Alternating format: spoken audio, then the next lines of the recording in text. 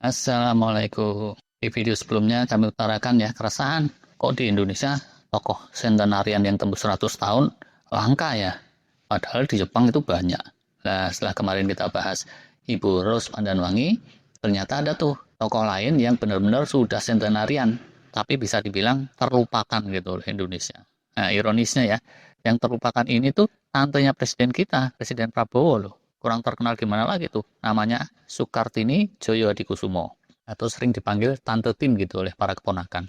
Astagfirullah, ini kita bangsa Indonesia benar-benar mesti banyak istighfar sih ini ya. Kalau sentenarian yang tantenya presiden aja terlupakan, gimana lagi tuh sentenarian yang tukang bajigur. Kalau tukang bajigur jangan-jangan malah pada tahu kali ya, walau alam. Yuklah, mumpung April ya, bulan Kartini, kebetulan beliau pun namanya Sukartini, kita ulas yuk secara ringkas. Lahirnya Maret 1919, kemungkinan di Madiun gitu ya, mohon koreksi kalau salah.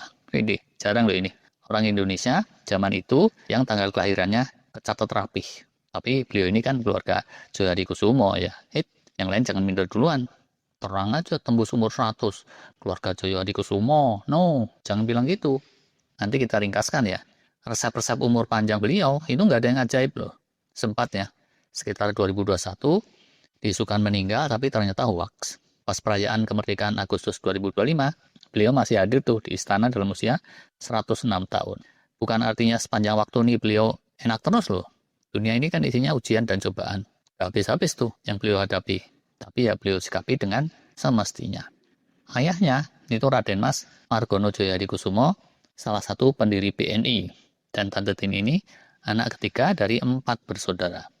Kakak sulungnya, ayah Pak Prabowo, ekonom top Profesor Sumitro Djoyohadikusumo, meninggalnya sepuh juga tuh.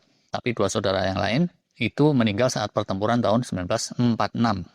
Kecilnya dulu, Tante Tin ini sekolah ELS, itu SD jadul ya, yang khusus untuk anak-anak turunan Eropa dan yang dipersamakan. Kemudian lanjut ke HBS di Batavia, Awedri gitu ya. Kalau zaman dulu dibilangnya, yang merupakan gabungan SMP SMA dan kurikulum standar Eropa. Nah, dari situlah selain bahasa Nusantara dan Belanda ya, Tante Tin ini jadi fasih bahasa Inggris dan Perancis. Kalau bahasa Arab kita nggak tahu ya. Mungkin sekedar ahlan wa sahlan aja sih bisa ya. Walah, kok jauh-jauh amat ngurusin ahlan wa sahlan. Kalau India ya aca-aca nehi widih. Mana ini tadi? Di penghujung perang kemerdekaan, Tante Tin ini menikah dengan seorang advokat berdarah Batak, Joseph Silitonga, dan sejak itu beliau sering dibilang Tin Silitonga juga, selain Tin Djoyohadikusumo. Suaminya ini udah meninggal dari agak lama. Bertahun-tahun gitu, Tante Tin ini dikenal sebagai dosen bahasa Inggris di Universitas Indonesia sampai pensiunnya beliau. Nah, tapi lebih penting dari itu semua, kita pengen tahu tuh resepnya untuk jadi centenarian tuh apa sih? Nah, ternyata nggak ada yang ajaib seperti tadi kita bilang. Bukannya terus jungkir balik juga, mentalit unyang-unyang di bawah, kelingking kaki di atas kayak gitu. Enggak. Ini para pensiunan aja mestinya bisa niruin tuh kalau mau. Pertamanya ya, bisa juga ada bakat genetik. Tapi berdasar riset, kalau sekedar mengandalkan genetik, manusia itu asli-aslinya dulu umur rata-ratanya cuma 40-an. Untuk tetap bisa sehat, di atas umur 70-an dan seterusnya, itu tidak bisa sekedar mengandalkan genetik plus ilmu kedokteran jalanan. Nah, diet mesti disiplin gitu ya. Dan dari sisi ini, Tante lumayan solid tuh.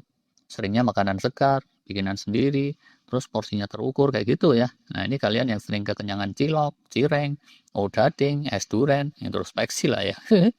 Orang lain gitu ya, fokusnya olahraga, Tante menekankan olah pikir. Sampai umur 90, 100, beliau masih hobi baca tuh. Ya bahasa Inggris, bahasa Indonesia, Perancis, Belanda. Kalau yang Arab sama India tadi ya nih lah ya, jangan ditanyain lagi. Terus ya, beliau tuh sering sharing sana-sini, menceritakan peristiwa-peristiwa bersejarah gitu secara detail. Nah, ini sekaligus menajamkan daya ingat tuh. Kalau olahraga sepertinya terbatas waktu masih agak mudaan aja ya. Tapi, begitu sepuh ya, selagi masih lincah, beliau itu dikenang sebagai sosok yang nggak bisa diem gitu ya. Sibuk sana-sini tapi aktivitasnya itu ringan.